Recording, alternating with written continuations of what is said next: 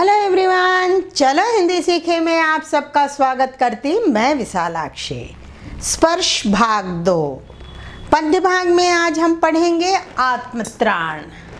रविंद्रनाथ ठाकुर के द्वारा लिखी गई एक कविता, बंगला भाषा में लिखी गई इस कविता को हजारी प्रसाद द्विवेदी जी ने इसका हिंदी में अनुवाद किया और बहुत ही सक्षम रूप से इसका अनुवाद हुआ है। तो आज हम पढ़ेंगे आत्मत्राण। आत्म मीन्स स्वयं, जैसे कहते हैं ना आत्मविश्वास, आत्मसम्मान, वैसे ही आत्म मीन्स स्वयं। त्राण का मतलब होता है भय का निवारण करना, बचाव करना या आश्रय, यानी स्वयं अपने भय का निवारण हमें करना है। हम अपना बचाव स्वयं अपने आप करना है। जैसे कोई नदी में या तालाब में या स्विमिंग पूल में तैरने जाता है तो किसे हाथ पैर चलाना होगा? जो तैरना चाहता है उसे ही अपना हाथ पैर चलाना होता है। भले ही उसके पेरेंट्स या आप कह सकते हैं जो तैराकी सिखाने वाला है, कोच है, वो अगर भले ही वहाँ पर हो, लेकिन तैरना कब हमें आएगा? जब हम स्वयं अपना हाथ पैर चलाएंगे। वैसे ही पढ़ाई के समय परीक्षा हमें देनी है, तो चाहे बड़ों का आशीर्वाद मिले, टीचर्स हमें बहुत अच्छा पढ़ाएं, लेकिन अगर जब हम स्वयं मेहनत नहीं करेंगे तो उस परीक्षा में सफल कैसे होंगे? तो स्वयं हमें करना। ऐसे ही कुछ बातें इस कविता में हमें बताया गया है। आज से हम उसके कविता को पढ़ेंगे, उसके हर शब्द के अर्थ को जानेंगे और उसकी व्याख्या को भी मैं साथ साथ में आपको दूंगी, ताकि आप उसको पढ़ के एग्ज़ाम में अच्छे मार्क्स ला सकें। वीडियो में जाने से पहले मैं आप सबसे वही रिक्वेस्ट करूंगी, अगर आप नए हैं तो मेरे चैनल को सब्सक्राइब कीजिए। आपको वीडियोस अच्छे लगते हैं तो लाइक कीजिए, अपने दोस्तों से शेयर कीजिए और अगर आपको कोई डाउट्स हैं तो कमेंट बॉक्स में अवश्य लिखिए। आइए कविता शुरू करते हैं और इसके अर्थ को जानते हैं। इस कविता को हम थोड़ा थोड़ा सा पढ़ेंगे और इसके अर्थ को हम जानने की कोशिश करेंगे। विपदाओं से मुझे बचाओ, यह मेरी प्रार्थना नहीं, केवल इतना हो करुणामय, कभी न विपदा से पाऊं भय। दुख ताप से व्यथित चित्त को ना दो सांत्वना नहीं सही, पर इतना होवे करुणामय, दुख को मैं कर सकूं सदा जय। कोई कहीं सहायक ना मिले तो अपना बल पौरुष ना हिले, हानि उठानी पड़े जगत में, लाभ अगर वंचना रही, तो भी मन में ना मानूं छय। विपदाओं से, विपदा मीन्स कष्ट, दुख कष्ट जब आते हैं तो कष्टों से मुझे बचाओ। भगवान से ये प्रार्थना नहीं करना है कि मुझे कष्ट ही मत दो। अब सुख दुख तो लगे ही रहते हैं, दिन और रात, दिन के बाद तो रात आती ही है, रात के बाद फिर दिन आता है। तो ये कहते हैं ये मेरी प्रार्थना नहीं है कि मुझे विपदाओं से बचा दो, केवल इतना हो करुणामय। करुणामय मीन्स ईश्वर, प्रभु। तो ये भगवान से ये कह रहे हैं केवल इतना हो कि कभी न विपदा से पाऊं भय। भय यानी डर। तो मुझे कष्टों को देखकर डर ना लगे, मुझे भय नहीं लगे कि आई बाप रे कितने सारे कष्ट आ गए हैं। तो भय ना आए और साहस के साथ मैं उन कष्टों को निवारण कर सकूं, ये हम मुझे शक्ति दो करुणामय। या भगवान से ये प्रार्थना करते हैं। दुख ताप से व्यथित चित्त को ना दो सांत्वना नहीं सही। दुख यानी कष्ट के से जो पीड़ा होती है, जब हमें कोई कष्ट आता है तो हमें पीड़ा होती है, दर्द होता है, उससे व्यथित चित्त, चित्त यानी मन, उससे जो है दुखी मन दुखी हो जाता है। कोई कष्ट आते हैं तो हमारा मन दुखी हो जाता है। को ना दो सांत्वना। सांत्वना यानी तसल्ली देने की ज़रूरत नहीं है, अरे अरे ठीक हो जाएगा, ठीक तो तसल्ली की ज़रूरत मुझे नहीं है। मत नहीं सही ना दो, पर इतना होवे करुणामय। लेकिन हे भगवान, इतना मुझे कर दो कि दुख को मैं कर सकूं सदा जय, यानी दुखों को मैं उस पर विजय प्राप्त कर सकूं, दुख को मैं कर सकूं सदा जय। देखिए ये जो शब्द हैं उनको आगे पीछे होते हैं, उसको सही ढंग से हमें समझना होता है। जय यानी विजय प्राप्त करना, दुखों को हम पार कर जाएं, दुख को मैं कर सकूं सदा जय, उस पर विजय प्राप्त कर सकूं। कोई कहीं सहायक ना मिले, हमें कोई मदद करने के लिए, सहायता करने के लिए कोई मिले या ना मिले तो भी कोई बात नहीं है, तो अपना बल पौरुष ना हिले। पौरुष यानी पराक्रम, दुखों से लड़ने की शक्ति जो है कम नहीं होनी चाहिए। ना हिले का मतलब है कम नहीं, मतलब हम डिसअपॉइंट हो जाते हैं ना, तो वो नहीं होना है। तो अपना बल पौरुष ना हिले, हमारा जो पराक्रम है, पौरुष यानी पराक्रम, जो हमारी शक्ति है, दुखों से लड़ने की जो शक्ति है वो कम ना हो। हानि उठानी पड़े जगत में लाभ अगर वंचना रही। जगत, जगत का मतलब है संसार में लोग अपने लाभ के लिए वंचना, छलना, धोखा देना, सब लोग, कुछ लोग धोखा देते रहते हैं, अपने लाभ के लिए दूसरों को धोखा देते हैं। उससे अगर हानि उठानी पड़ी, मुझे हानि उठानी भी पड़ी, तो भी मन में ना मानूं क्षय, उनका नाश हो जाए, ऐसा विचार मेरे मन में नहीं आना चाहिए।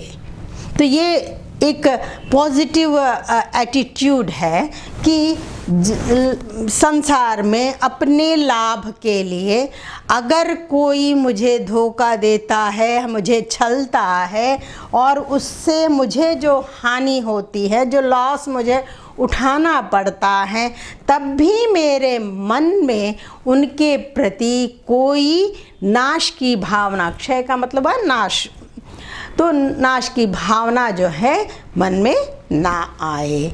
ये ऐसी प्रार्थना रवींद्रनाथ ठाकुर जी करते हैं भगवान से। परीक्षा में जब व्याख्या करने को कहा जाता है तो हमें इस प्रकार लिखना होगा। पहले प्रसंग लिखेंगे। प्रस्तुत पंक्तियां हमारे पाठ्य पुस्तक स्पर्श भाग 2 आत्मत्राण से ली गई हैं। इसके मूल कवि गुरु रवींद्रनाथ ठाकुर जी हैं।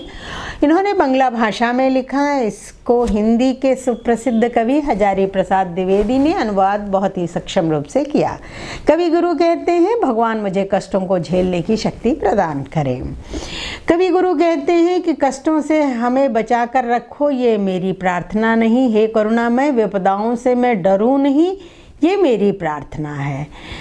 कष्ट की पीड़ा से मेरा मन दुखी होने पर किसी को तसल्ली नहीं चाहता, लेकिन हे भगवान, हे करुणामय, मैं सभी दुखों को झेल कर विजय प्राप्त कर सकूं, ये मेरी आपसे प्रार्थना है। कष्टों में मेरी सहायता करने कोई ना आए, इसकी मुझे कोई परवाह नहीं, लेकिन कष्टों से लड़ने की शक्ति मुझ में कम ना हो, यही मेरी प्रार्थना है। इस संसार में लोग अपने लाभ के लिए धोखा दे, मुझे हानि उठानी पड़े, ऐसे समय पर भी मन में उनके नाश होने की कामना ना आए, अर्थात उनका बुरा हो ऐसा मैं ना सोचूं। विशेषता इन पंक्तियों में बल पौरुष की महत्ता को दर्शाया गया है। सेकंड वन, मेरा त्राण करो अनुदिन तुम, यह मेरी प्रार्थना नहीं, बस इतना होवे करुणामय, तरने की हो शक्ति अनामय। मेरा भार अगर लघु करके ना दो सांत्वना नहीं सही, केवल इतना रखना अनुनय, वहन कर सकूं इसको निर्भय। नत सिर होकर सुख के दिन में, तव मुख पहचानो छिन छिन में। दुख रात्रि में करे वंचना मेरी, जिस दिन निखिल मही, उस दिन ऐसा हो करुणा मैं तुम पर करूं नहीं कुछ संशय। मेरा त्राण करो अनुदिन तुम भगवान से कहते हैं प्रतिदिन, अनुदिन मीन्स प्रतिदिन, एवरीडे, मेरा जो है मेरे को आश्रय देना या मेरे भय को निवारण करना की ज़रूरत नहीं। ये मेरी प्रार्थना नहीं है, मेरी प्रार्थना ये नहीं है। बस इतना होवे करुणा में, हे भगवान बस इतना करो कि तरने की शक्ति हो अनामय, मुझे इतनी शक्ति दो, मुझे इस तरह का रोग रहित रखो। अनामय का मतलब हुआ कि कोई किसी प्रकार का कोई रोग ना हो, मैं स्वस्थ रहूं, कि मैं उन कष्टों को पार कर सकूं। तरना मीन्स पार करना। तो उन कष्टों को, जो भी संसार में जितने भी कुछ भी हों, उनको करने की शक्ति, पार करने की शक्ति मुझे स्वस्थ करके बना दो। मेरा भार अगर लघु करके ना दो सांत्वना नहीं सही। भार का मतलब हुआ कर्तव्यों का भार, कि बहुत सारा हमारे सर पे बहुत सारा भार है कहते हैं ना, तो ये भार का मतलब हुआ है कोई बहुत सारे रिस्पॉन्सिबिलिटीज़ होते हैं, उस अगर लघु यानी कम करके, तुम मेरी रिस्पॉन्सिबिलिटी कम कर दो, मुझे स्वतंत्र रखो, मुझे कोई काम ना दो, ऐसी जो है मैं सांत्वना की ऐसी तसल्ली मुझे नहीं चाहिए, मत दो, ऐसा नहीं है।